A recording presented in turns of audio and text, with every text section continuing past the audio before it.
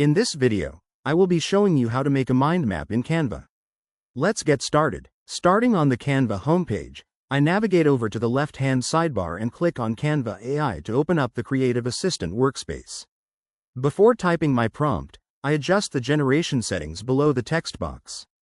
I select Image and open up the aspect ratio menu, choosing 16:9 to get a wide, presentation-ready layout. Next, I click into the prompt field and enter my detailed request.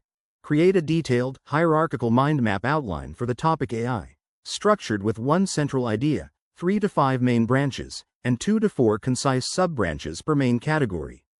After typing the prompt, I click the purple arrow button to submit it.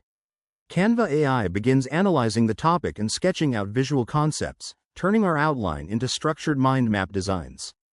Once the generation finishes, several design candidates appear.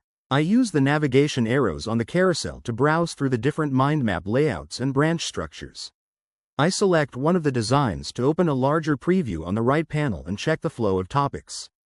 To make the mind map even better, I decide to refine it by requesting an English version with a more creative visual layout.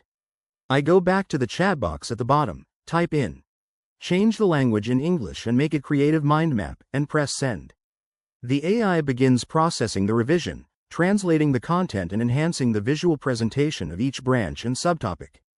Once it finishes finalizing the design, the newly generated mind map appears in the chat. I click on the result to inspect it in the preview panel, where all the branches, categories, and icons are clearly structured and readable.